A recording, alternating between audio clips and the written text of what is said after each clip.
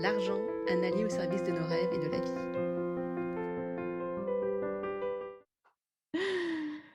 Ok, donc ça c'est fait. Maintenant, notre petit tirage sort. Donc, pour celles qui ne sont pas encore venues au masterclass, peut-être celles qui nous ont rejoints dans le sommet en cours de route. Donc, tous les jours, il y a un petit jeu concours dans la newsletter avec un petit indice à trouver. Donc, je vous fais un petit peu travailler votre culture générale autour de l'argent et de l'Amazonie et voilà, de ce sommet. Et donc, il y a toujours un truc à trouver. Et donc, aujourd'hui, c'était dans la bannière, en fait, c'est toujours dans la bannière, c'était un petit coquillage qui est donc la première monnaie, en tout cas, c'est la première monnaie dont on a retrouvé les traces archéologiquement parlant. Hein. Ça ne veut pas dire qu'il n'y en a pas eu avant, mais juste au niveau archéologique, c'est la première monnaie qu'on ait découvert, et c'est une monnaie qui date d'il y a plusieurs milliers d'années. Donc, je crois que c'est 4000 ans. C'est un petit moment, en fait, qu'on a une preuve que les humains ont joué avec l'argent. Qui, à l'époque, avait une autre forme. Mais voilà, et donc, ce petit coquillage, il s'appelle donc le cori.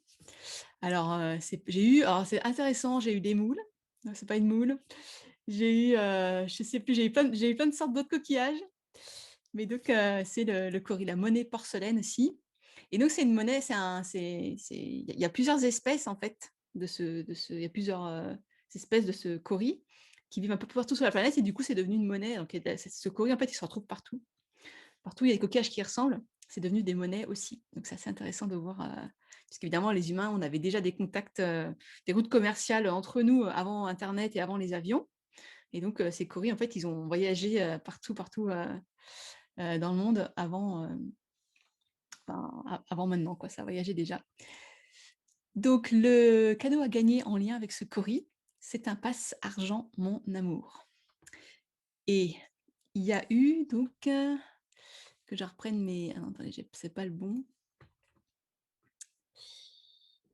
Il y a eu, je crois, 244 réponses justes. Du coup, comme tous les soirs, j'appelle une courageuse qui vient prendre la parole et nous dire un numéro, un chiffre entre 1 et 244. Alors, Inaya, tiens, bonne idée. Inaya, elle vide sa bouche parce qu'elle lève la main en plein craquage sur une cracotte. Mais ça va. Alors, 1 à 44. 244. 118. 118. Ok, merci. 008. Alors, 118. 118. Who's that? Donc, l'heureuse gagnante ce soir, donc pour un passe argent, mon amour, c'est Karine Pelle, P-E-L-E. Voilà, donc Karine, je ne sais pas si tu es dans l'audience. Si tu es dans l'audience, je t'enverrai un petit email pour t'en informer. Et donc, pour les heureuses participantes non gagnantes, vous pourrez tenter votre chance à nouveau demain, tenter votre chance à nouveau vendredi, tenter votre chance encore dimanche. Il va y avoir encore quelques jeux concours avant la fin du sommet. Voilà. Donc, ce soir, la rediffusion, donc c'est une interview que j'ai faite avec Cali White. Cali White, c'est la responsable des partenariats avec les entreprises dans une ONG donc, que je soutiens depuis de nombreuses années déjà, TreeSisters. Pour être complètement transparente, cette ONG a changé ma vie. À l'époque où je les ai rencontrés, j'étais dans une période d'errance et donc j'ai fait pas mal de programmes avec elle. Et ça a transformé profondément en fait ma vie, mon rapport à la nature. Aussi, ça a réanimé cette flamme que j'avais en moi de vouloir protéger la nature, de vouloir militer pour les droits de la nature. Et, euh, et donc, c'est une ONG en fait, que je soutiens à travers tous les sommets que j'ai organisés jusqu'à présent. C'est mon 3e sommet, donc elle était toujours soutenue. J'ai toujours levé des fonds pour cette ONG pendant mes sommets. Et donc, je suis super contente encore de continuer à la soutenir à travers les sommets que je propose. Et, et du coup, je voulais aussi vous toucher un mot de cette démarche en fait, que j'ai sur quand soutenir des ONG dans donc je fais pas ça avec mon activité la Voix de Gaia depuis le départ, c'était sûr qu'il y aurait une partie de dons. Et en fait, je fais des dons à des ONG, depuis toujours. Et c'est quelque chose aussi que j'ai appris avec TreeSisters, c'est à donner, même si j'avais l'impression que j'avais pas beaucoup. Donc parfois je donnais et puis je me disais: «Ah bah là, ce mois-ci, il y a pas beaucoup», mais j'avais toujours 1 €, 2 €, 3 €, 5 €, 4 €, 15 € selon les mois à donner, petit à petit. Et donc pour mon activité aussi, dès le départ, en fait, je me suis dit: «Bah, même si mon activité, elle est pas encore tout à fait rentable, j'aurai toujours 1 € qui traîne quelque part à donner». Et donc en fait, depuis le début, depuis que la Voix de Gaia a émergé est sortie de terre, elle a je donne à des ONG, donc à TreeSisters. Et donc pour ce sommet, donc au niveau personnel, je soutiens plusieurs ONG. Et après au niveau de la Voix de Gaïa, donc ça dépend. Donc au sommet, donc ce sommet-là, j'ai choisi donc TreeSisters, donc parce qu'elles travaillent sur la reforestation, puis j'aime beaucoup, beaucoup leur travail. J'ai choisi aussi une ONG qui s'appelle, Earth League International. Et ça, c'est des anciens agents de la CIA, ou peut-être, attendez, je vais vous partager, je vais vous mettre le lien.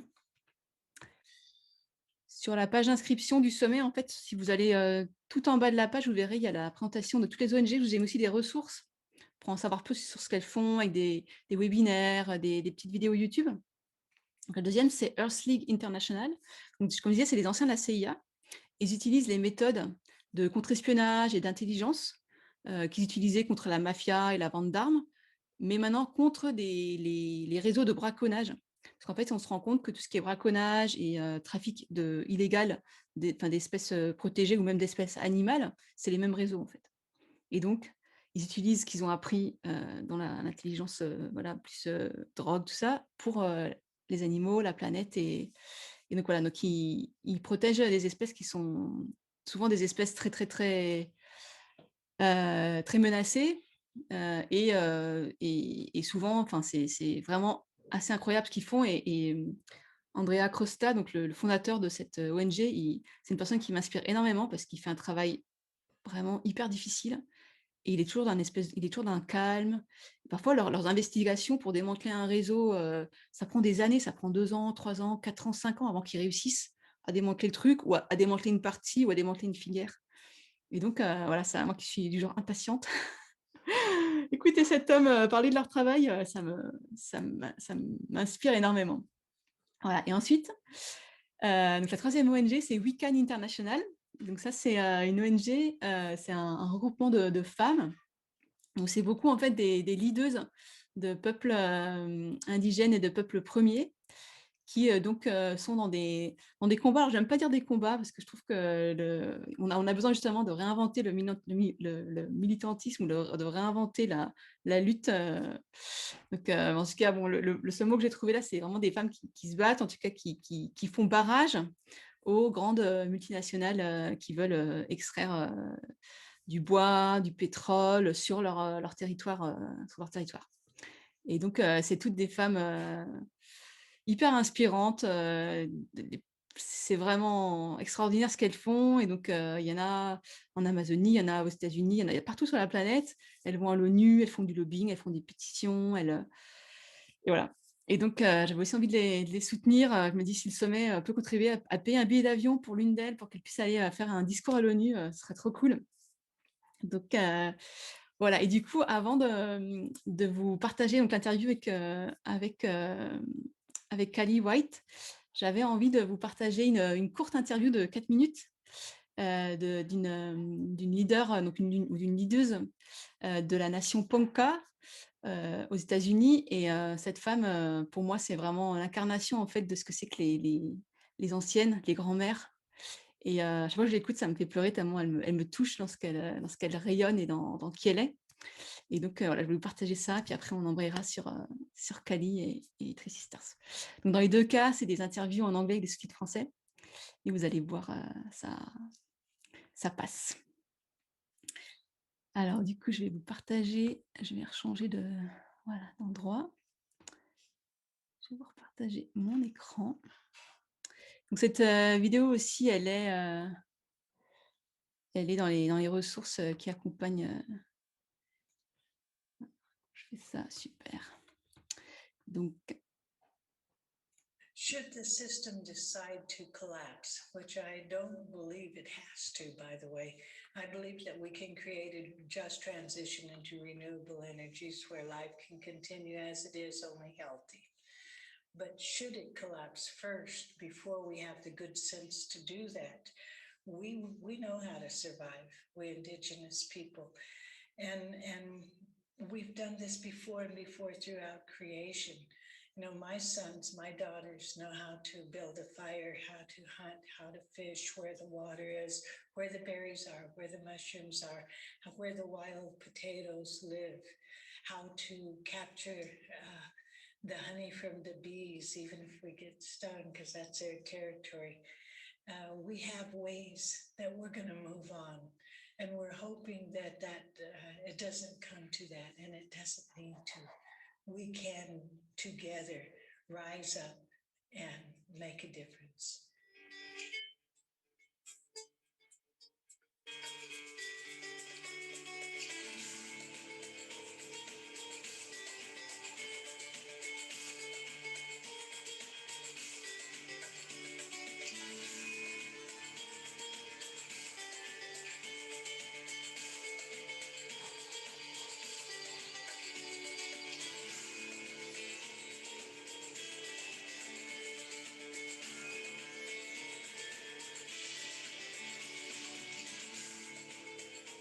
The Indigenous people bear an undue burden of the extractive industry on their land and stealing from our mother, the earth.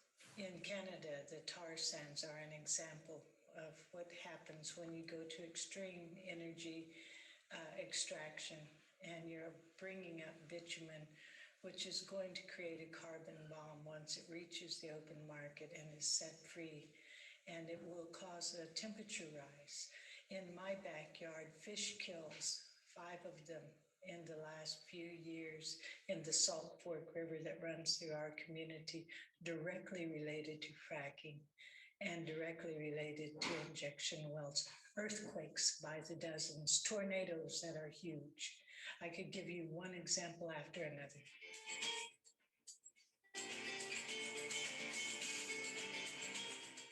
We've seen that for generations, so of course hope is alive. If one considers the devastation that we've lived with, the genocidal process that we've lived with, there's only the strongest of us left. So we will survive. We do know that. But I believe that it is up to you and every other person to say, we've got to stop what's going on in the Amazon and that living forest right now, today, not tomorrow. We have to put people in a position through election or through revolt and say, we demand that things change here on earth while we have a chance to. Or else we are neglecting our duty as people, as humans, as part of a life cycle. So there's always hope, but it takes action to make that hope into a reality.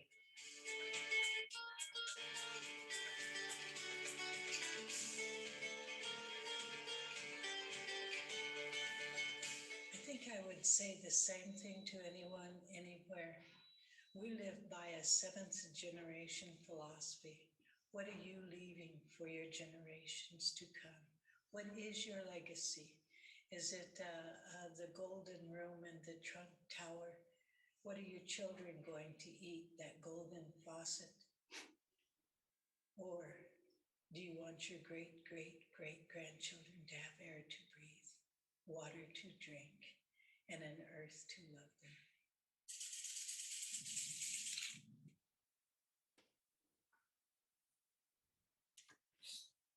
Voilà, donc c'est un exemple d'une des grands-mères qui milite dans Wiccan. Et je suis contente de vous l'avoir partagé. Donc, je vous propose du coup de passer à Cali. Hi Cali, it's so nice to have you for the summit. Thank you for saying yes and joining the event. Also on behalf of your story and TreeSisters story, the organization for which your work, and that we are also supporting through the summit. So I would like to invite you to introduce yourself quickly, and also introduce TreeSisters. Okay, great. So I'm Cali, and first of all, I'd just like to say thank you to you for your amazing work, your incredible, so deep and juicy nature-based work with women, and for your ongoing support of TreeSisters over the years. Your commitment is really highly valued and something we are very grateful for, and it's a real honor to be here and be invited to speak on your summit, and also in English. So I just want to say, je suis très désolée. Je parle un petit peu de français en fait, mais pas assez à tenir l'entretien entier en français. So thank you for allowing me to speak in English, and I know it's a little bit of extra work for you to add subtitles, but there we go. I will practice my French this year, and next year I'll come back and be a bit more fluent. So thank you. So I'm Cali, and I work for TreeSisters. I'm the business partnerships manager at TreeSisters.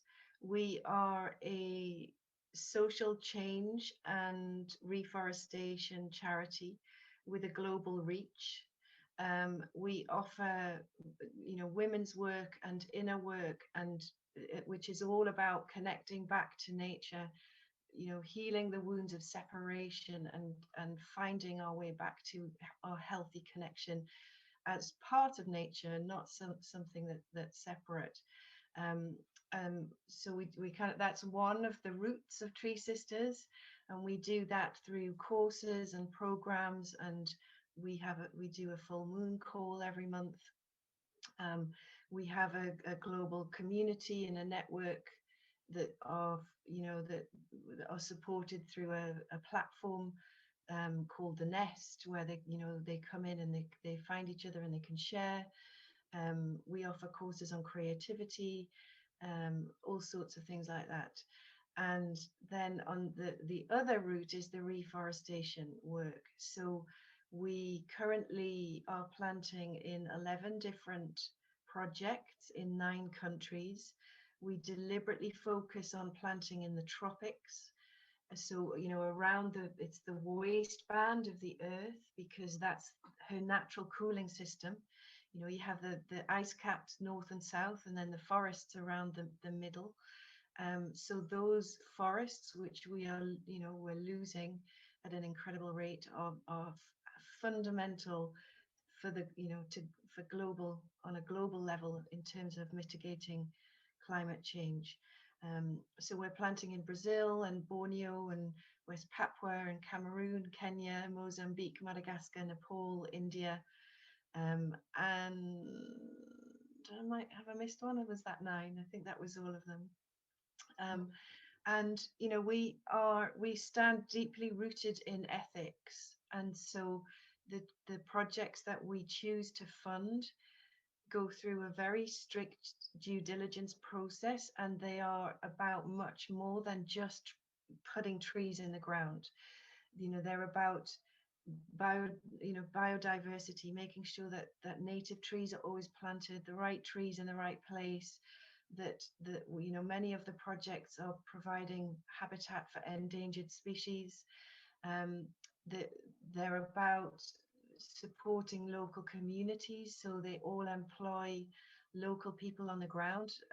Across all 11 projects, we're employing over 11,000 people, and we focus on women, so with a view to gender parity, and a bit more. So on average, we're employing 60% women, and often those are women who have never had paid income before. Like, they've worked all their lives, but they've never been paid for it. And so they're now able to earn a long-term sustainable income through the reforestation work, that makes real tangible differences to their lives, like sending their younger children to school. You know, many of them, they'll tell you they've got 6 children, and the eldest 3 are like, you know, they're now in their 20s and they never went to school, but they've got 3 younger ones and now they can go to school. You know, they're buying refrigerators and beds, basic things like beds to you know, basic to us, but to them it's, you know, for the first time. So they're, you know, these are projects that are making tangible differences in ways that are much more about the trees, you know, watershed, soil erosion, all of that kind of stuff. So so it's busy work, and obviously those two roots are intrinsically linked, because the more we come back into connection with nature, with ourselves as part of nature, the more we awaken to the destruction and the pollution and climate change and everything that's going on in the planet, you know, there's a mirror there. Like, what's happened to the planet, what's been allowed to happen to the planet is often, it's a mirror for what's happened to women, to the feminine, you know, over the last X hundred years, millennia. And so there's there's a direct relationship there that we're working with. And so we're healing ourselves, we're healing our relationship with nature, and then we get to a place of we want to give back. And so the invitation is for TreeSisters to, they come in, they do the inner work, and then they give back through donating to the trees. So that's TreeSisters in a nutshell. And it's, you know, our mission is really about how do we make it as natural to give back to nature as it currently is to take. Oof, that's such a that's such a long story. Yeah. But we'll speak about it. We'll speak about it. Some of that. Yeah, we can unravel it. And so my role is, I'm working with the business partnerships. For the first few years, we focused on building the grassroots network. So individuals, focused on women, focused on the feminine. We're not exclusive to women. We have tree brothers as well. And now we've extended the invitation for everybody to be giving back to the business sector. And so we have a number of different programs for different types of businesses and different sized businesses. And, you know, and it's about all of us being part of the solution to climate change. You know, the world's fast moving and it's fast changing, and realistically, the governments aren't going to get us out of this. It really is down to us. And so TreeSisters is an invitation to everybody to give back in service to the earth, in service to nature. And, you know, we've got to go beyond the, you know, people talk about carbon neutral. We've got to go beyond carbon neutral. We've got to go into, you know, carbon positive. We've got to be reducing more than we have emitted, because the levels are so high. So, you know, again, we talk about the shift from the consumer species to the restorer species. How, you know, imagine a world where we live our lives and our purpose as service, and as, you know, our role here, the reason we've come here is to restore, is to build back and to restore the planet and the ecosystems, and in so doing ourselves too. I was recently reading a book, and the author speaks about human beings as life-enhancing species. Like, we are not only there to restore it, but to make it enhanced, to make it more. Yes. And you know, there's really something in that. You know, this is not something I've kind of spoken about before, but, you know, think about it. We have a consciousness that is over and above, or different in a way to every other species. I mean, the planet itself is conscious. There's a nature-based consciousness. We know we work with the trees as them being sentient beings, but there's something over and above that in terms of human consciousness and the evolution of that, and where we are going to, where we're heading. and creating beauty. You know, this is why the role of the feminine is so important, because when we create beauty, in the face of beauty, the healthy masculine wants to protect that, not destroy it. You know, and we do that. We do that in all sorts of ways, right? We've been led to believe that beauty is this youth-centric, media-driven ideal of how we look. You know, when we're pre-menopausal, but actually that's not really what it's about. It's about the essence of beauty and love and compassion and, you know, creativity that wants to flow through us if and when we're open to it. And in that place we restore and we give back. And we are the natural caretakers of life. And that's really important to us to really wake up to and really think deeply about what that means and what that looks like, and, you know, what we're valuing in our lives and what we're supporting in our lives. You know, we're going to talk about money. It's a huge part of it. You know, what do we every time we spend some money, we're making a stand, we're expressing our beliefs and our values in some way, and, you know, and often unconsciously we're perpetuating the destructive forces, the destructive machine of capitalism. And so, you know, it really is time for us to, you know, money is it's an area where we carry a lot of wounds, where there's a lot of shadow. And it's brilliant that you're bringing it out into a summit like this for us to get it out on the table, have a look at it, walk around it, because fundamentally our relationship with money, you know, is intrinsically linked with the relationship with ourself, with our self-worth, with our self-value, and our belief system, our value system. So we've got some unconditioning to do. You know, we need to unravel all of the, you know, the untruths, if you like, of what we've grown up with and what we've been told is what's right and is how to live life.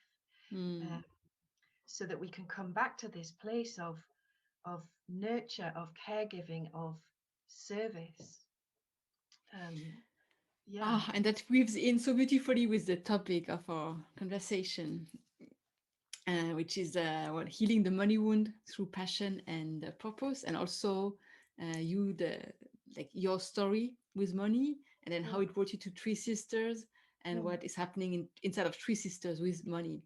So we were discussing before the interview. So I was there when the money reflection in TreeSisters happened. You came after, but still, you can share with us what happened and how it's evolved, and what TreeSisters has also experimented around with money. Okay. So let me talk. I'll start with TreeSisters, and then I would love to share my own story a little bit with this, because I spent a year in sacred exploration to the money wound. So with TreeSisters, the principle, if you like, is that it's the cycle of reciprocity. So we give and we receive. And, you know, one of my principles is we give what we can and we take what we need. You know, there's also wrapped into this the conditioning that most of us as women carry around over giving. Like, we give too much, we give our energy, we give our time, we give our care, all of that. So that's not what I'm talking about here. This is about the healthy relationship of give and take. And so at TreeSisters, when TreeSisters first started, I wasn't part of the team then. I joined as a TreeSister not long, kind of 2 or 3 years in. But the setup was that, so we will offer programs and courses and inner journeys that were led by Claire, our founder, who is just, you know, she's a force of nature in herself. She's a, you know, she's such an inspiring woman, and so much wisdom comes through her, and she's diving deep, and she's sharing all of that, you know, with us, with others in the world. So so we're offering these courses, and everything was offered freely. So as in, there's no sign up fee, there's no charge in the normal sense that we're all used to. But but they were offered in the spirit of energy exchange, of reciprocity. So you come to TreeSisters, you take part and you participate in the courses and programs, and you receive from those, and in return, the giving back is through donations to the trees, through a monthly donation. And I think, and basically what happened was that was done for so many years, and you know, donations were coming in, but not on the right, not in equal measure to what was being given, I think is probably the fairest way to say it. And you know, and it's not that this is not about, you know, some donations aren't enough. It's not about being enough in that sense. Like there's no judgment on how much anybody donates. Like, you know, the £3 donations are magical. You know, the £5 donations are magical. It's because we're giving what we can. But what was being noticed within the organization was this disparity around how many women were receiving and not doing the giving back. And so, you know, and the reality is, we are a charity. There are costs to cover. You know, we are of the financial structure is you know, we want as much of every donation to go back to the trees as possible. So we have a split, which is, you know, 80% goes to the trees, 15% goes to the women's work, and only 5% goes to covering overheads, which is wages and marketing and website hosting and, you know, all of the other costs. So so it's not about the amount of the donation. We're not money grabbing in that sense, but we do have costs to cover. And so where there was a shift, and you know, it was a hugely debated conversation. Everything at TreeSisters it's, you know, we unpack it, we look at the wounds, we look at what you know, what might be going on there. And where we came out was maybe like more of a balance. So there are some things that we offer completely free. So one of those things, for example, is the full moon calls, which happen every month. Claire has run these for like 10 years now. Every month she shows up. She's incredible and transmits this, you know, amazing, as you know, because I'm sure you've been to a fair few. You know, she'll you know, she transmits this, you know, through meditation, this journey for us to connect with different aspects of ourselves and nature, and you know, and they're life changing, especially if you come every month.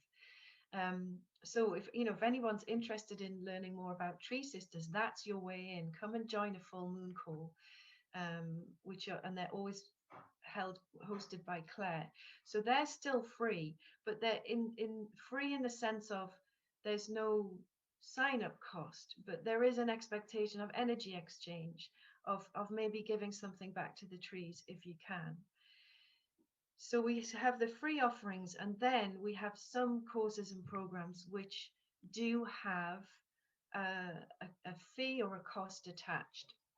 And they are what we call our proprietary courses. So the Inner Journey, which is a 6-week deep dive. It's a map of consciousness that Claire takes us around, and, you know, really shifts some stuff. I mean, it's a powerful journey. And then she also has the Courage to Shine course, which is another one of hers. So for those, there's a fee. They're offered on a sliding scale, and we do them. We offer them. There's this, how the sliding scale works is there's 3 price points. So there's the lowest one. I can't remember what they all are. It's something like £80, £120, and £160. And if you pay, and we have they have names, and I can't remember what they are off the top of my head. But if you pay the 160 level, you're then allowing another tree sister we can then offer scholarships, basically. So we offer places to women in some of the, like some of the countries where we're planting, where women just simply haven't got the income to do this kind of inner work. So they can then be offered a place. So and then with every level, you're also planting trees. So a portion of that price goes to trees, and then a portion goes into covering our overheads. So that's kind of where we've got to on that front. And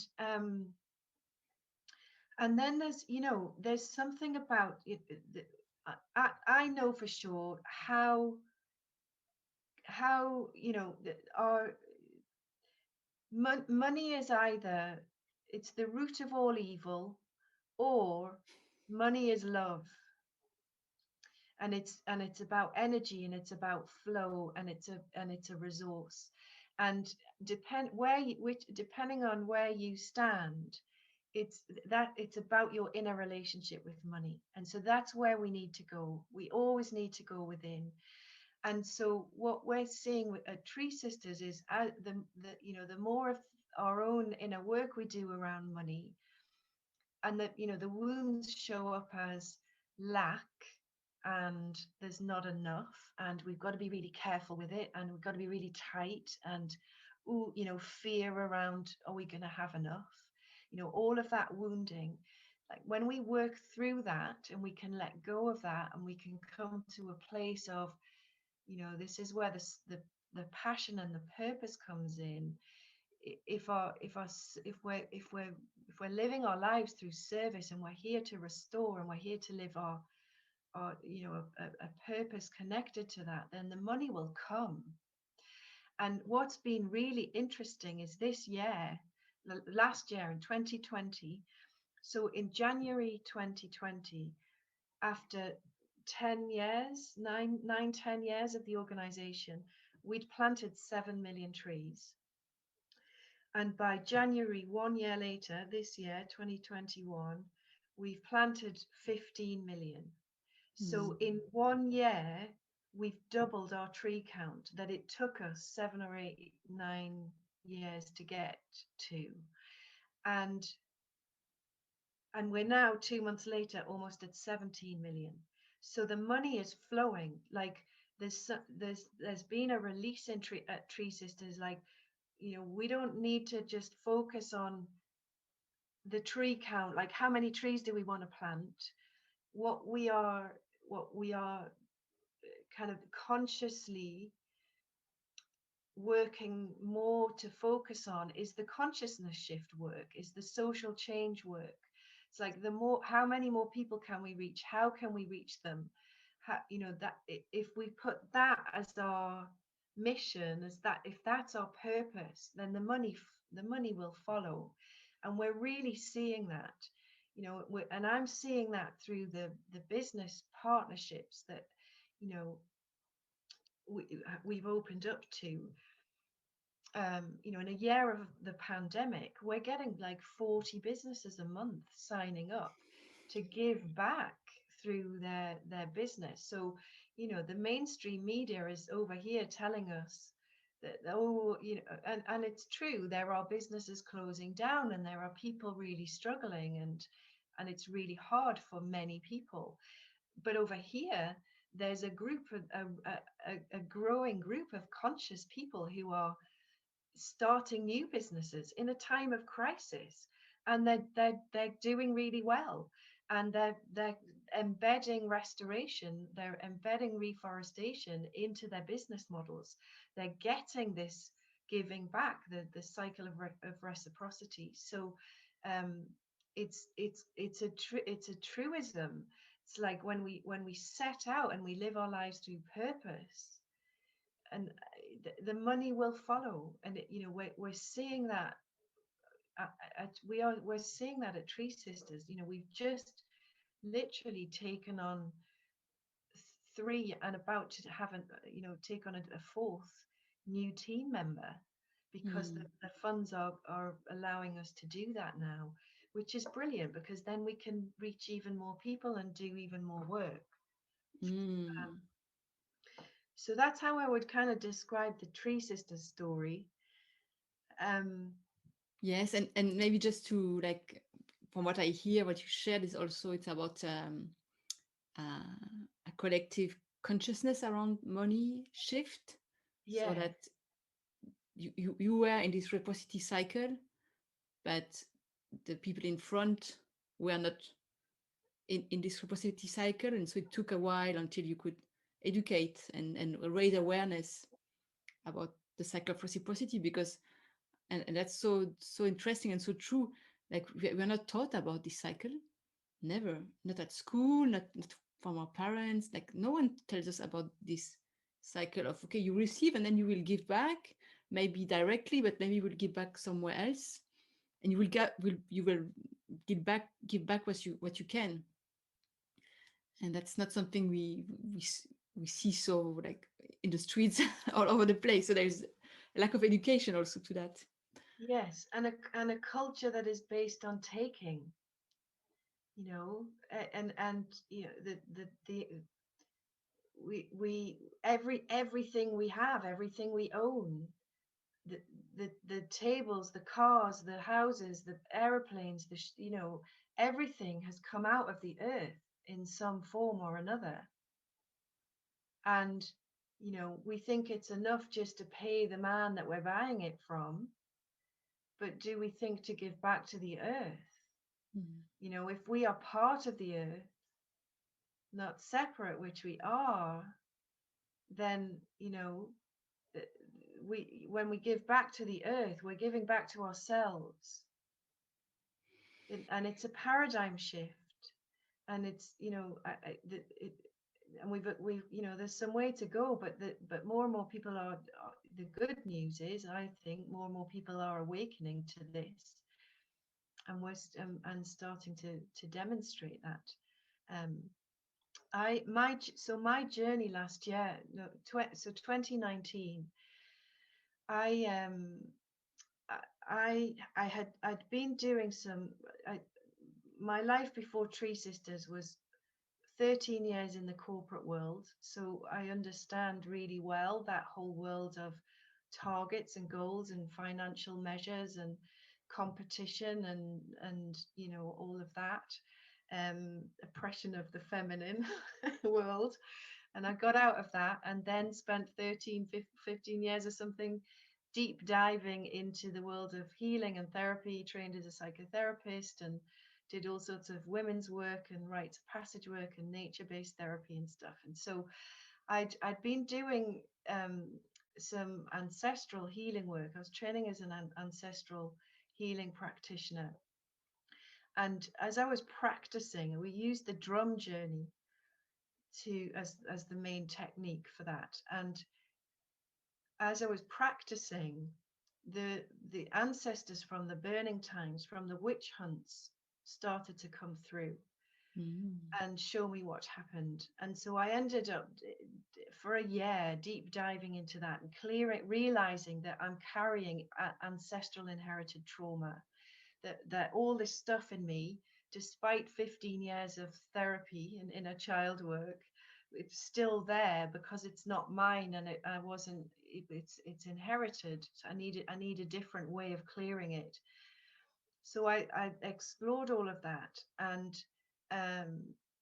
was then and read about the burning times and the history and what happened. And the money wound is rooted in the burning times, in the Middle Ages. So in the Middle Ages, women weren't allowed legally to earn money.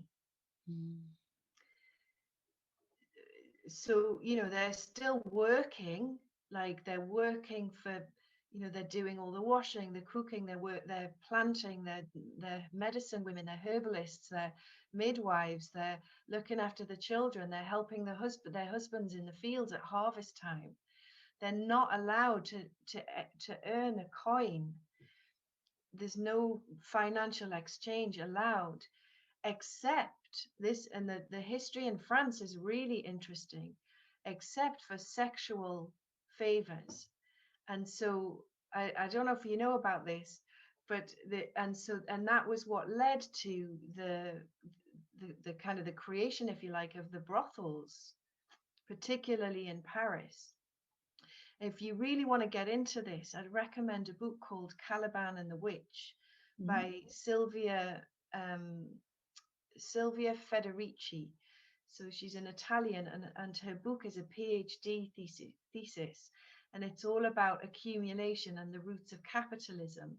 But the history of women and money is in there, and it's the burning times. It's, you know, and so what that meant was we were dependent on a man for income, which is why we, you know, there's this, like, partly why we give our power away to men, because we are carrying that inherited way of being, those, you know, for hundreds of years, for over 25 generations. It's been ingrained into our DNA, our genetic makeup, that's what we do to survive.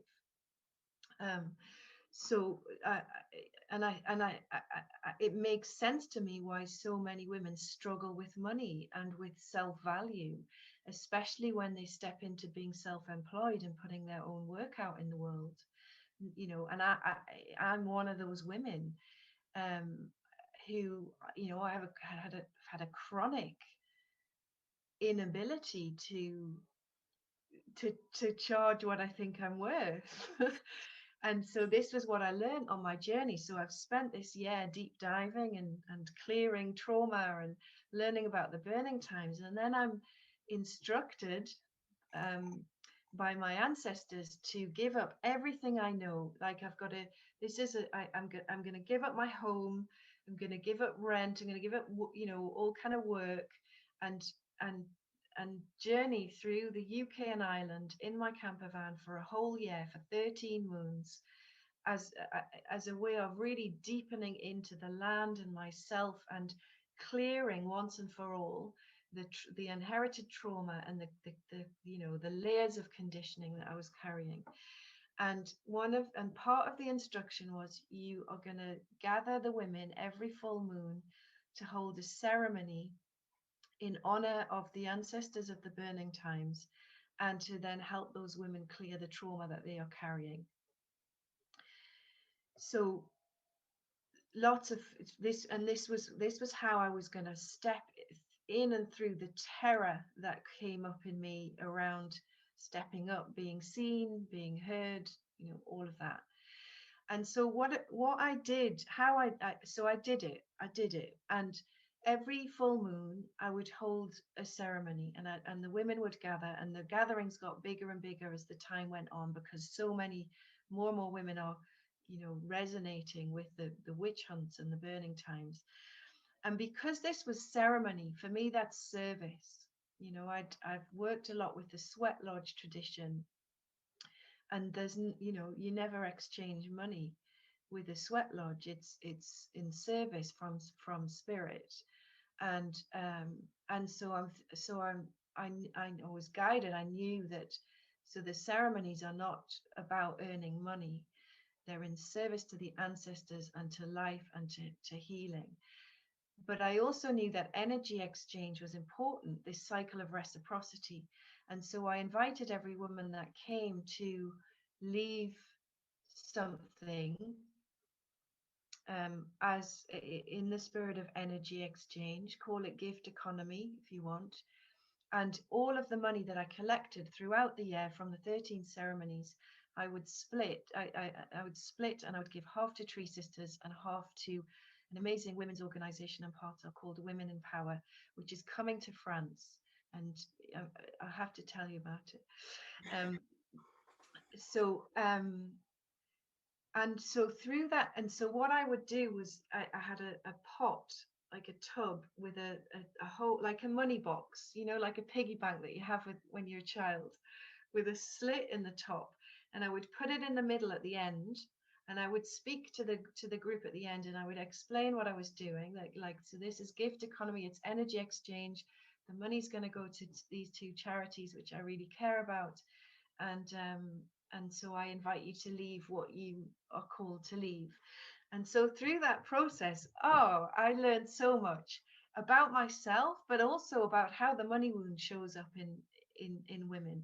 So, you know, I had everything from, you know, some women feeling really ashamed that they could only leave a little amount, or what they felt was a little amount. And they would they'd put it in an envelope and write a really beautiful card and they'd want to give it to me personally. They didn't just want to put it in the pot. I had women at the other end of the spectrum who wanted to give big amounts. They wanted me to know that it was them, kind of thing. So they didn't want to just put it anonymously in the pot. So again, I'd get it in a card with a card and an envelope. You know, so some women would leave without, you know, either remembering or deliberately thinking they didn't have to leave anything, and wouldn't put anything in the pot. Some women forgot and then would ring me up and say, I forgot, can you give me your bank details? So they would and they'd feel really guilty that they'd forgotten, you know. And it was a really interesting process. And I, you know, and things like, you know, not always the wealthiest area, because these were across the country, and some areas were wealthier places than others. And it didn't always follow that in the wealthier areas there would be more money in the pot. Often in the poorest areas was where the most came from, you know. So again, it just like there's this whole thing about guilt and what we deserve, and then this like having to, like, have I got enough and can I spare it, and you know what, all of that. I mean, it's the wounds are, they show up really differently in each of us, but we all have some version of it. And I, you know, what I learned about myself, my own version, what it was, so like I want to plant thousands of trees, and so there would, you know, I'm holding this in this is service, and every amount is the right amount, so there's no judgment, it's all cool. And then that allowed me to just observe, you know, what came up as triggers, if you like. And so I would notice, like, sometimes I'd feel really disappointed. I'd be like, oh, that's not many trees. Like, you know, I want to plant more trees. But the focus on the, you know, on the trees come up, like, yeah. And then the flip side would happen, where there was a really big amount in the pot. I'd be like, oh my God, that's way too much sometimes. Oh no, when it was for the trees, I was like, yeah, that's loads of trees, that's great. But what I also did alongside the ceremonies was workshops. So the workshops, the money was for me. This was how I was going to sustain myself throughout the year. And so the response then was, it was interesting. When the money was for me, if it was a small amount, I would notice this feeling of being used, of like, of not being valued, you know. And when it was a big amount, I would notice the feeling of, I'm not worth that much, that's too much.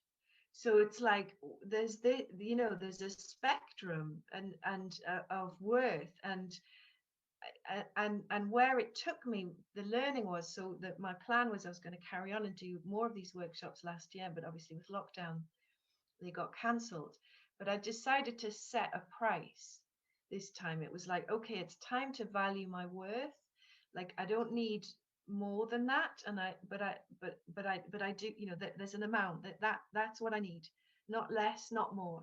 And so I knew I had 12 places on each workshop, and therefore that's X amount for each woman, right? So it was a really interesting lesson, but the bigger piece of it was about the purpose and the service. So that, you know, that whole year, like I didn't have a plan I'm okay, I need this much money and I need to do this many workshops. It was like, because it was a pilgrimage, and I'd set intentions, which then means you can just let go of the detail and the fear and just flow with it. I knew I was going to get what I needed, and I did. I always got what I needed, never more, never less, just got what I needed. And that was a really really helpful experience to help me clear the conditioning of, you know, years before, when I'd been running women's groups and courses and workshops. It's like I would start with the corporate conditioning of, right, what's the plan, how much money, how many women do I need, what's the marketing plan? And you know, and it's like, no, it's time to rip that stuff up and to allow it to flow through our intuition and our knowing, and it being purpose led rather than monetary value led. You know, like I said before, we do the right thing and the money will follow.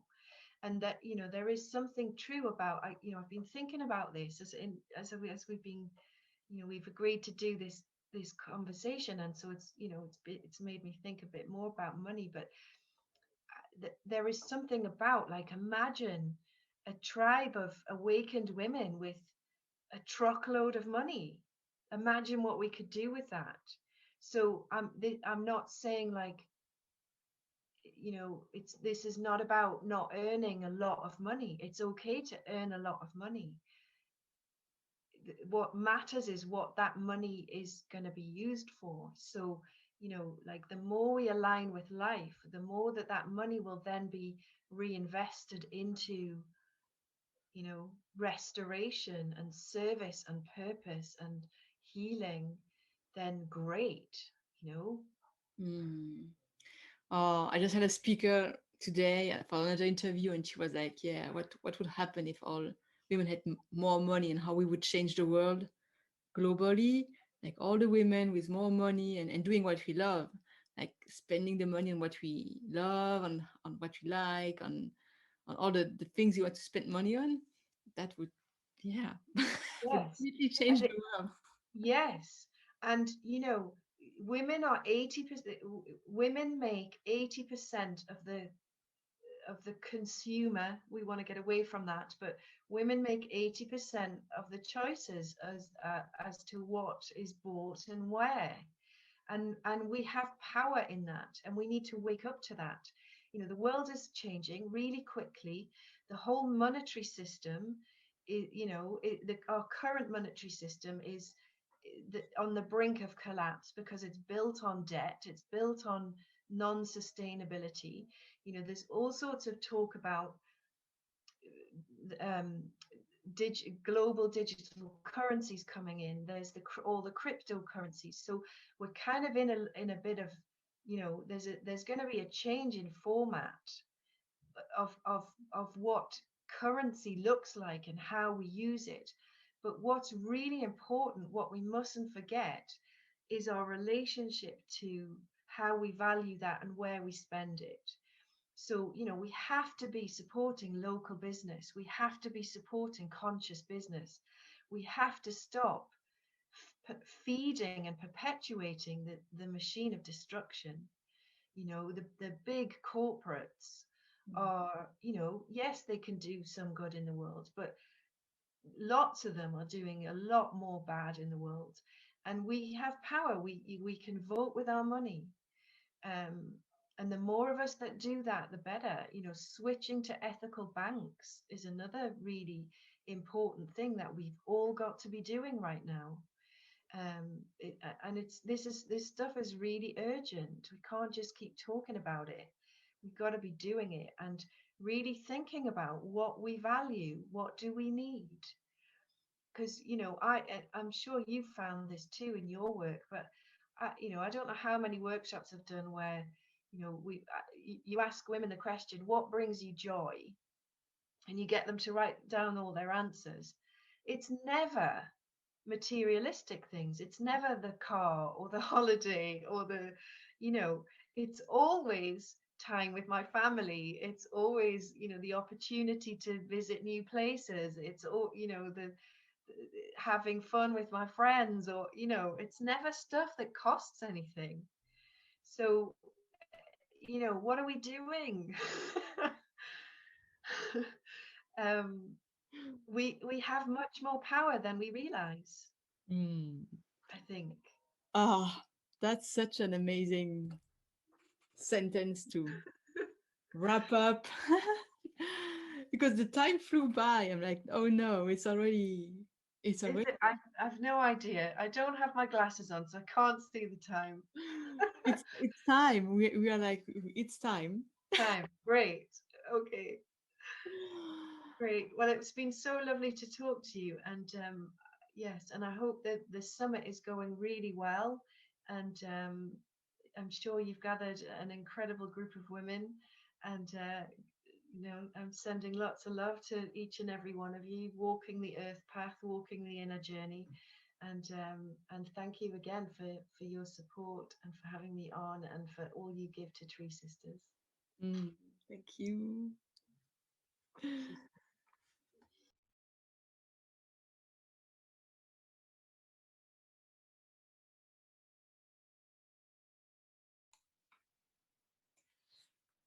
Ah là là là là.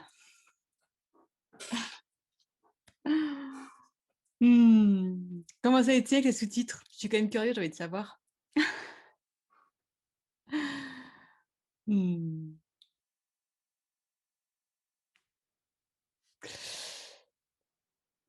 Super.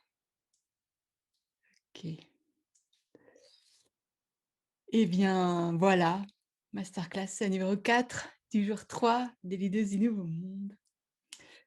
Ça m'a rempli d'amour de l'écouter, de voir le chat, d'imaginer nous toutes là, partout sur la planète, en train de regarder ensemble cette masterclass ou cette interview. Et voilà. Et je sens que le monde change. Je dois vous le dire, je sens que le monde change. Et ça, c'est super. Voilà, donc pour celles qui sont fatiguées, qui veulent aller se coucher, qui ont d'autres choses à faire, je vous dis à demain pour la suite. Et puis pour celles qui ont encore envie de prendre un petit temps pour rencontrer d'autres participants du sommet, faire un petit débrief sur votre expérience, eh bien, vous pouvez rester. Donc toute l'information, je vais le dire, mais sur TreeSisters, elle est sur leur page, leur page de présentation. Vous avez le lien pour les Full Moon Call avec Claire Dubois, donc la fondatrice. C'est des cercles de pleine lune et c'est hyper puissant. Claire, c'est une vraie force de la nature. Pour moi aussi, c'est une des femmes les plus inspirantes de la planète. Franchement, elle est dingue, cette femme. C'est incroyable. C'est l'amour incarné. Et donc voilà, celle qui fait les appels de pleine lune, et c'est vraiment hyper puissant, quoi. J'ai pas toujours le temps d'y aller, mais quand j'y vais, à chaque fois, ça me change ma vie. Voilà. Alors, j'attends que tout le monde parte pour voir combien on est à rester. Et donc là, évidemment, comme d'habitude, donc peut-être pour celles qui n'ont pas encore fait de cercle de partage après les masterclass, je vous explique juste un petit peu mon intention et l'idée, comment ça se passe. Donc, je vous fais par petits groupes de 4. Et puis, vous avez une demi-heure. Et donc, dès que vous arrivez dans la salle, il y en a une qui se dévoue tout de suite, qui devient gardienne du temps. Elle rend service à tout le monde, donc pas de chichi, pas de fausse politesse, pas de timidité. Tac, il y en a une qui rentre, qui lève la main, c'est moi qui garde le temps. Elle compte combien de participantes, elle divise le temps par le nombre de participantes et c'est parti. Et donc, vous avez chacune, donc du coup, un temps égal pour partager. Et vous avez le droit de faire ce que vous voulez avec votre temps. Donc, vous pouvez soit parler tout le temps, soit parler et demander des réponses ou des conseils ou des avis ou un retour aux femmes qui vous écoutent. Ou voilà, vous pouvez juste parler et être écouté dans ce que vous avez envie de partager. Et donc, je vous suggère toujours une question à réfléchir, mais évidemment, vous êtes totalement libre de, de faire comme vous voulez. Et la question à laquelle je voulais vous inviter ce soir, qui est une question que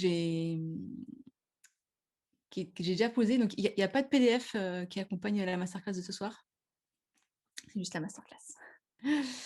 Donc, la question que je voulais vous suggérer ce soir, c'est si l'argent était l'expression de mon amour, qu'est-ce que j'en ferais? Et donc, on a déjà pas mal brassé le truc, mais voilà, je vous invite à vraiment, si c'est accessible pour vous, à poser votre main au moment de le parler et d'écouter ce qui vient de là-haut, écoutez ce qui vient de là en dessous, là, du cœur. Et vous émerveiller et vous écouter dire des choses que vous n'aviez peut-être pas pensé. Voilà.